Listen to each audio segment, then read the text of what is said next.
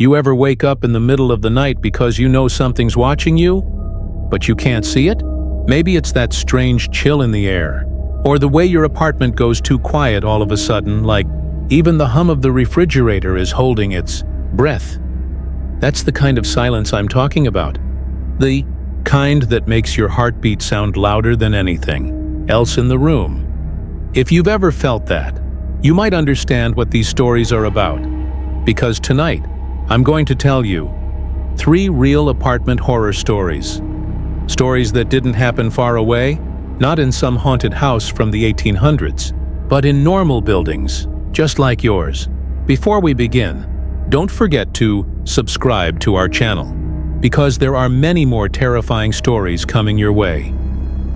Now, turn off the lights, put your phone down for a second, and just listen. Story 1. The Neighbor in Apartment 3B. I used to live in a small apartment building in Portland, Oregon. It wasn't fancy, just one of those aging brick structures from the 70s with paper-thin walls and that constant smell of damp carpet in the hallways. When I moved in, everything felt normal. I was 28, just divorced, trying to restart my life. New job, new place, new beginnings, right? But that was before I met the neighbor in apartment 3B. At first, I didn't actually see her, I just heard her every night. Around 2:17 a.m., there would be this faint scraping sound from the wall behind my bed, like someone dragging their fingernails down the drywall, slow, steady, measured. At first, I thought it was the plumbing. Old buildings do weird things at night. But then came the whispering. It wasn't clear enough to make out words, but it had rhythm, like someone talking quietly to themselves. Sometimes it was right behind the wall. Other times, it sounded like it came from the hallway outside my door. I mentioned it to my landlord, Mr. Jenkins, one morning. He looked at me for a second longer than was comfortable and said, "Oh, that must be, well, 3B's been empty for a while. No one lives there." I laughed, thinking he was joking. But he didn't laugh back. Apparently, 3B had been vacant for 6 months. The last tenant, a woman named Clara, had left suddenly.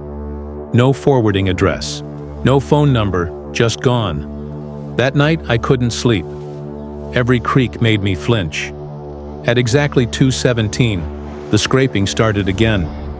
This time, I put my ear to the wall, and I swear to God, I heard someone breathing.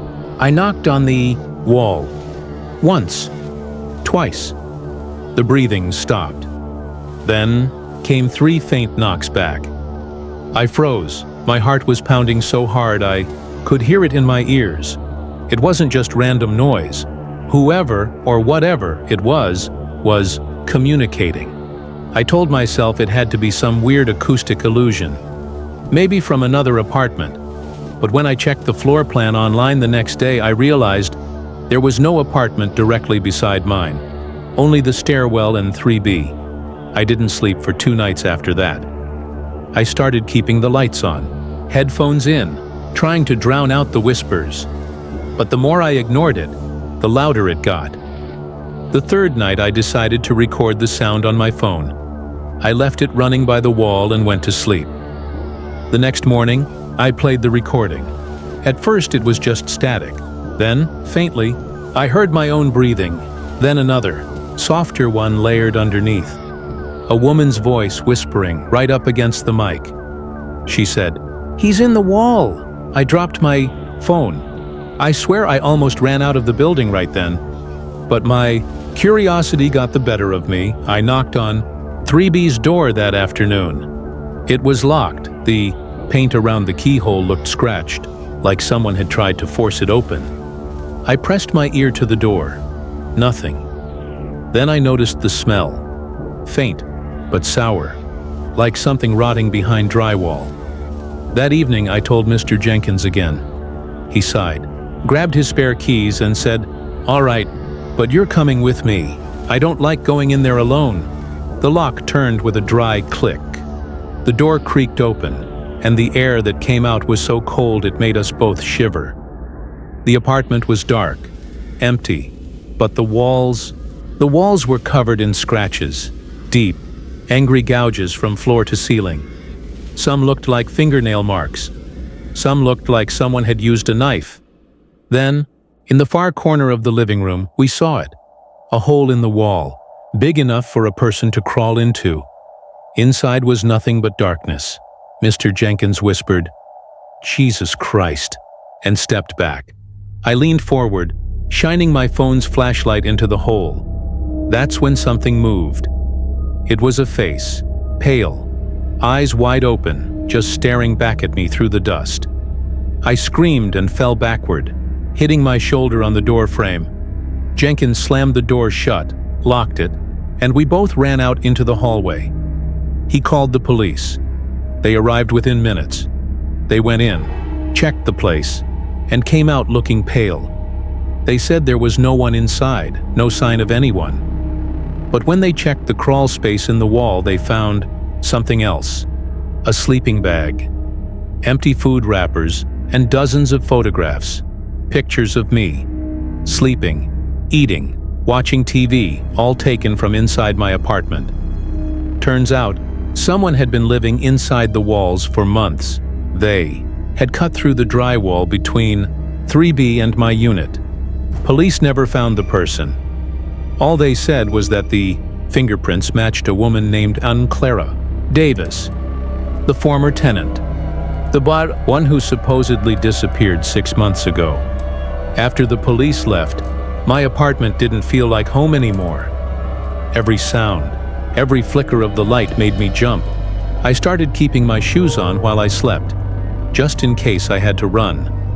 The building manager offered to move me to a different floor, but I said no. I told myself I wasn't going to be scared out of my own home. That was a mistake. The noises didn't stop. In fact, they got worse. Around midnight, I'd hear footsteps pacing slowly up and down my hallway, always stopping right outside my door. Then silence. Then a faint whisper through the crack beneath the door. Sometimes she said my name. One night, I grabbed a kitchen knife, sat on the floor against the door, and waited. Hours passed. The whispering started again, soft at first, then louder, like it was right next to my ear. I shouted, "Who are you?" And the voice said, "You saw me." Then something hit the door, hard. The sound echoed through the hallway, then faded away. When I opened the door, there was no one, but the doormat was soaked, like someone had spilled water or blood. The next morning, I called the cops again. They didn't even come this time. They said there was no new evidence and that the case was closed. I started noticing little things inside my apartment were moving. A mug left on the table would be in the sink. My TV remote would vanish and reappear under my bed. At first, I thought I was losing my mind, but then I noticed the vent above my couch had been unscrewed. I climbed up on a chair and looked inside. There was something tucked just out of sight. A folded piece of paper. I pulled it out. It was a photo of me, sleeping, taken from above. My hands were shaking, so bad I almost dropped it. The back of the photo had something written in pencil. "Moi, you shouldn't have told. Jenkins." That was the night I decided to leave. I didn't pack everything, just what I could fit in one suitcase. I planned to be out before midnight. But when I opened my front door, there was a single item lying on the hallway floor. A key. A small, brass key with a tag that read 3B. The apartment across the hall was pitch black, the door slightly ajar. I told myself not to look. I knew I shouldn't.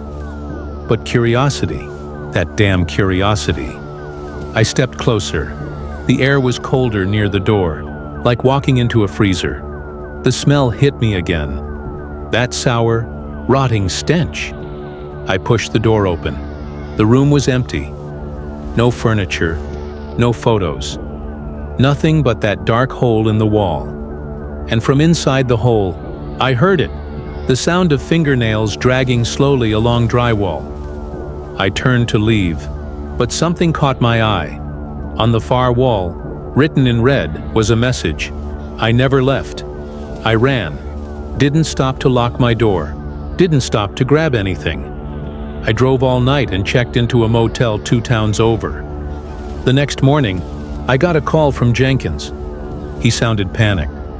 He said the police were back at the building. Apparently, one of the construction guys had come to patch up the wall in 3B and found something inside. It was a woman's body. Mummified. They said she'd been dead for at least 6 months. They identified her through dental records. Her name was Clara Davis, which didn't make sense, because I'd heard her voice less than 12 hours before they found her. Sometimes, late at night when I can't sleep, I scroll through my old phone recordings from that apartment. There's one clip I can't delete, even though I know I should. The last night I spent there.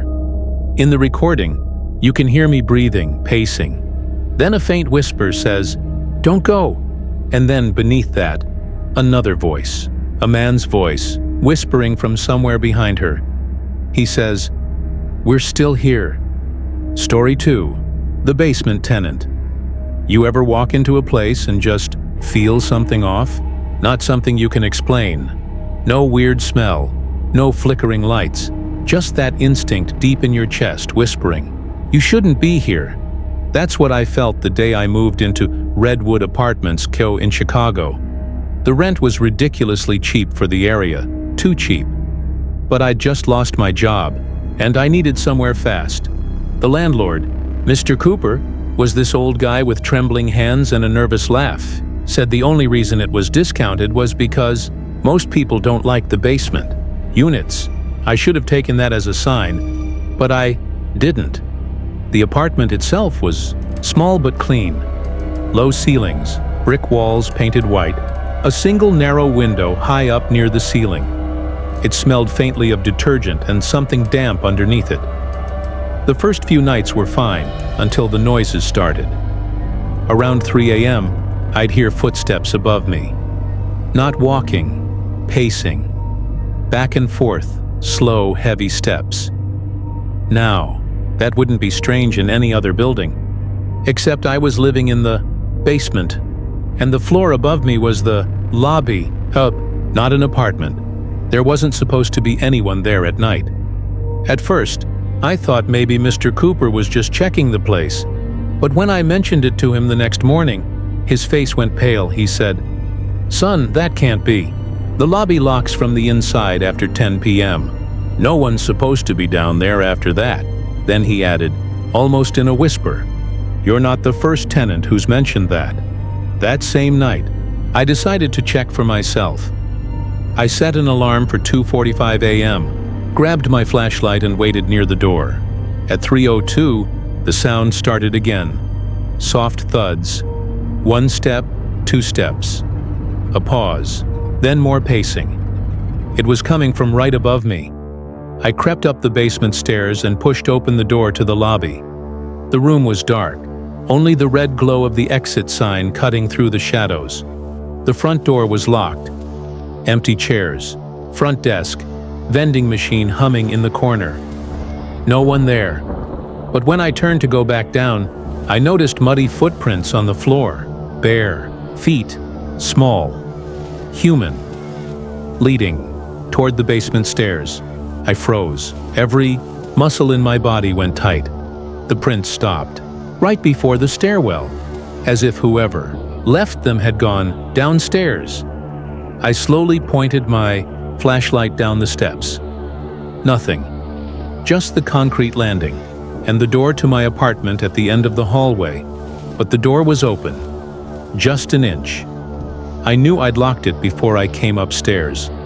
I ran down, slammed it shut, and threw the bolt. My hands were shaking so bad I could barely hold my phone. I called Cooper. He didn't answer. The rest of the night, I sat in the corner clutching a hammer, staring at that door until the sun came up. Next morning, I found something wedged under the door, a piece of paper, folded, damp. I opened it carefully. It said, in messy handwriting, "Stop walking at night. You'll wake him." No signature. Nothing else. I showed it to Cooper later that day. He looked at it, muttered something like, "Oh God," and left without saying another word. When I followed him outside, he was lighting a cigarette with trembling hands. He said, "I told them to seal that damn basement." "I told them?" I asked. "Told who?" He didn't answer, just walked away. That night, I didn't sleep. I sat awake with the lights on, staring at the door, and around 2:57 a.m., I heard something new. Not footsteps this time. Breathing. Deep, uneven breaths, coming from the air vent near my bed. I leaned closer. The sound stopped. Then, a whisper. Faint, hoarse. "You're not supposed to be here." I jumped back, heart pounding. The vent cover rattled once, then silence. The next morning, I removed the vent cover. It opened into a narrow crawl space between the basement ceiling and the floor. Above, I shone my flashlight in and saw eyes staring back at me. I screamed and fell, backward. By the time I looked again, they were gone. I packed my things. I was ready to get out. But as I reached for the door, I froze. There were scratches around the inside of the door frame, deep gouges, as if someone had clawed at it from the inside. And next to the door handle in faded marker were words. "Don't leave him alone." I don't even know why I stayed after that. Maybe I thought I was imagining it all. Maybe I was just too broke to leave. Either way, that night I decided I'd find out once and for all who, or what, was in that vent. I waited until 2:30 a.m., turned off all the lights, and sat quietly in bed. At 3:10, the breathing started again, slow, labored. Then the vent cover began to move, screws turning slowly, one by one. I grabbed my phone and started recording. The cover fell open. Something slid out, a small pale hand, then another, and then a face. It wasn't a ghost. It was a man, or what was left of one. His skin was gray and cracked, his eyes sunken. He was thin, impossibly thin, like he hadn't eaten in months. He crawled halfway out of the vent, looked right at me and whispered, "He won't let me leave." Then he disappeared back inside the crawl space. I ran, didn't even grab my wallet. I sprinted upstairs and out of the building barefoot. It was raining hard, but I didn't care. I went straight to the police. They came, checked the basement, the vents, everything. They didn't find a single trace of anyone. But when they opened the crawl space, they did find something else. A small sleeping bag, a cracked mirror, and an ID card belonging to a man named Thomas Avery, the tenant who'd gone missing from that same unit in 2016. The autopsy report from back then said he'd never been found. Police ruled it unexplained, disappearance. But what's worse, they found scratch marks inside the crawlspace walls, dozens of them, and the word "stay" carved over and over again. They told me to move out immediately, and I did. 2 weeks later, the building was shut down for renovation. But last I checked, Redwood Apartments never reopened. And sometimes, when I can't sleep, I replay that recording from that night, the one from when he came out of the vent. There's one thing I never noticed before. Right before the vent opens, you can hear two voices whispering, his, and another deeper one. The deeper voice says, "He's still hungry." Story 3. The Woman in the Reflection. I used to think mirrors were harmless, just glass and a little silver behind it, nothing to be afraid of. Then I moved into a studio in Queens, 4th floor, old elevator that rattled like teeth, windows that faced a brick wall. It was not pretty, but it was mine. The bathroom had an old medicine cabinet with a mirror that stuck when you tried to open it. The first night I brushed my teeth and glanced up, and for a split second I thought I saw someone behind me. Not a shape, not a horror movie face, just the faintest suggestion of a woman standing where the shower curtain hung. I turned around. The curtain was still. The tub was empty. I laughed, shook it off, and told myself I needed sleep. A week went by and life settled into routine. I worked late shifts at a coffee place near Jackson Heights. I got home around midnight, microwaved something cheap, answered a couple of texts, and crashed. Most nights the building was quiet. Every so often I would hear high heels in the hallway that stopped, and then walked again. It never sounded like my floor, more like one floor up, clicking and pausing and clicking again. Once I opened my door and looked down the hall. Nothing there, but the air felt a little colder in the center of the corridor. Like a draft, but the windows were closed. The mirror thing did not really start until the second Friday. I remember because the bus driver had yelled at a guy who tried to board from the back. My nerves were already shot. I went to the bathroom, flicked on the light, and stared at the mirror. There was a smear on the glass I could not wipe away. It was a soft gray curve, like a fingerprint you see on a phone screen. I breathed on it and wiped again. The smear did not move. If anything, it looked clearer. A curved print, like from the tip of a finger, but larger than mine. I decided the glass was scratched, and I told myself to ignore it. 2 nights later, I woke up at 3. It was the kind of waking where you have no idea why you are awake, you just are. The room was too quiet. City apartments have a hum, distant sirens, a neighbor streaming a show, a fridge, the water in the pipe saying hello in the walls. That night there was nothing. It felt like the building had paused. I went to the bathroom to splash water on my face. The mirror was black for a second, just a dead rectangle. Then the light buzzed back to full brightness. I looked into it and saw a faint fog on the lower right corner of the glass. Like a small breath had been pressed there. I leaned in until my nose almost touched and whispered, "Hello." I do not know why I said it. I wanted to prove to myself that I was not scared. The fog on the glass faded. Then a very small circle appeared as if something inside the mirror had breathed out. It was not me. I was holding my breath. The circle spread and vanished. I slept with the bathroom light on. In the morning, I told the super. His name was Luis, and he wore a Yankees cap year-round. He nodded, wrote my unit down, and said he would look. That night, I found a note taped to the mirror. It said, "New cabinet on order. Stop opening this one. Dangerous." The word dangerous was underlined twice. I smiled because the cabinet barely opened anyway. I tried the door just to check. It did not budge. I should have left it alone. I know that, but the more someone tells you not to do a thing, the more you want to try it.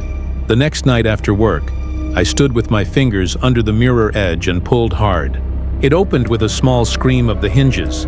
Inside was a shallow shelf with 2 dusty aspirin bottles and a hotel-sized shampoo. And behind that was the real mirror. The back of the door had glass, and the back wall of the cabinet had glass too. So when you opened the door, you saw yourself repeated again and again into a tunnel. The way kids do on purpose to freak themselves out. I closed it faster than I meant to, and the door slammed. 2 hours later, I went to brush my teeth. There was a sound like a knuckle knocking once from inside the cabinet. I stared at my own face. The knock came again. I put the toothbrush down and opened the door. The aspirin bottles had fallen over. The mirror on the back wall looked darker than before. I thought maybe the light above me was casting a shadow. I breathed once and watched the tunnel reflections of me fade into deeper gray. Then, 3 doors back in the corridor of repeating mirrors, there was a figure that was not me. It was a woman.